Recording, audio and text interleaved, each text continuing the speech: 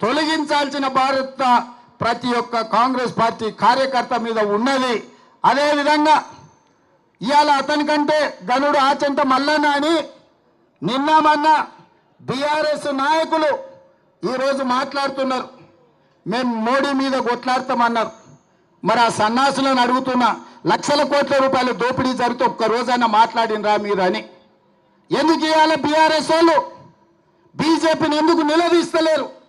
సెబీలో జరిగిన కుంభకోణం, సెబీకి సంబంధించిన జేపీసీ విషయంలో బీఆర్ఎస్ విధానం ఏందో తెలంగాణ ప్రజలకు చెప్పాలి. మీరు బీజేపీలో విలీనమవుతున్నారంటే కాదు కాదు మేము చర్చలలోనే ఉన్నామంటారు. మీరు విలీనమవుతారో మీరు మలీనమవుతారో మాకు సంబంధం లేదు. ఇవాళ ఈ సెబీలో జరిగిన కుంభకోణం మీద కేసీఆర్ విధానం ఏందో కేసీఆర్ మాట్లాడాలి. ఇవాళ కేటీఆర్ ఎందుకు ఈ విధానాన్ని ప్రశ్నిస్తూ ఈ ట్విట్టర్ తిన్ను తన ట్విట్టర్లో పెట్టట్లేదు అని నేను అడుగుతున్నా. అక్కడికి వచ్చేది అక్కడికి రాంది. ప్రతి చిల్లర మల్లర విషయంలో స్పందించే కేటీఆర్ ట్విట్టర్లో ఎందుకు ఈరోజు ఈ దోపిడీని, ఈరోజు అదానికి అధ్వానంగా ఈ దేశాన్ని దోషపెడుతుంటే ఎందుకు ట్విట్టర్ తిల్లు ఈరోజు మాట్లాడతలేరని నేను అడుగుతున్నా. టీఆర్ఎస్ వాళ్ళకి పట్టలేదా?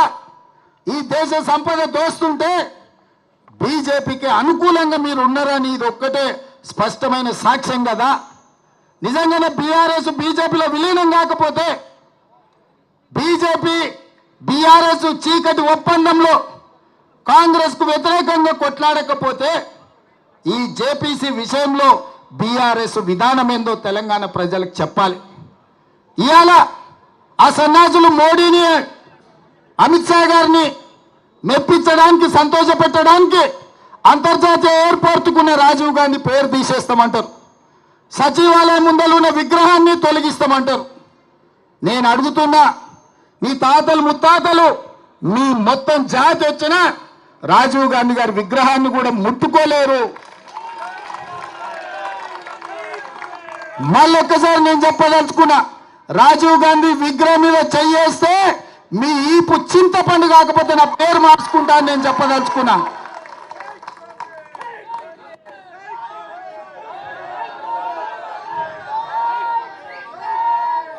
ఆసామాసిగా అల్లా తప్పగా అక్కడ ఎవరో ఆ విగ్రహం పెడుతున్నారని మీరు అనుకుంటున్నారేమో. మేమే పెట్టినాం. ఒక పక్కన అమరవీరుల స్తూపం, ఇంకొక పక్కన తెలంగాణకు పరిపాలన అందించే సచివాలయం, ఆ మధ్యలో రాజీవ్ గాంధీ విగ్రహం.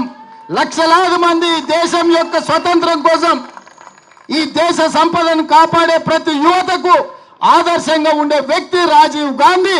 అందుకే వారి విగ్రహాన్ని అక్కడ పెట్టుకున్నాం. నక్లెస్ రోడ్డు మీదకి వచ్చే లక్షలాది మంది రాజీవ్ గాంధీ గారిని చూసి, వారి విగ్రహాన్ని చూసి స్ఫూర్తి పొందాలి. వారి విధానాలు తెలంగాణ రాష్ట్రానికి స్ఫూర్తినివ్వాలి. తెలంగాణ రాష్ట్రం అభివృద్ధి పదం వైపు నడపాలి అన్నది మా ఆలోచన.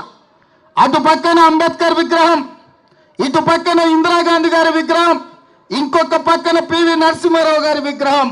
లేని విగ్రహం వల్ల రాజీవ్ గాంధీదే. అందుకే ఈ లక్షలాది మంది కాంగ్రెస్ పార్టీ కార్యకర్తల ఆలోచనలో భాగంగా మా ప్రభుత్వం, మా మంత్రివర్గం అక్కడ రాజీవ్ గాంధీ గారి విగ్రహం పెట్టినాం. ఎవడు తొలగిస్తాడో రావాలి, తారీఖు చెప్పాలి అని చెప్పి నేను చెప్పదలుచుకున్నా.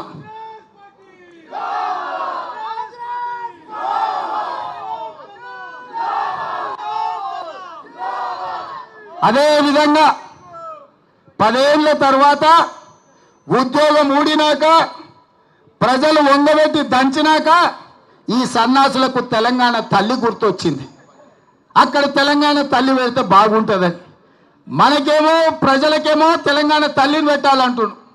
ఆయననేమో మా అయ్య పోతే మా అయ్య విగ్రహం పెట్టుకుందాం అనుకుందాం, రాజీవ్ గాంధీ విగ్రహం ఎట్లా పెట్టారు అంటాడు.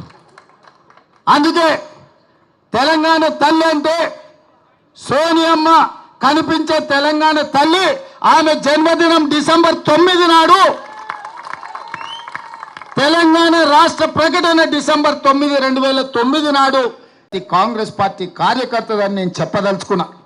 అందుకే మిత్రులారా, ఇవాళ మనం రైతు రుణమాఫీ చేస్తే రైతులను రెచ్చగొట్టాలని వాళ్ళ కార్యకర్తలు రైతుల ముసుగులో ధర్నాలు చేస్తారు.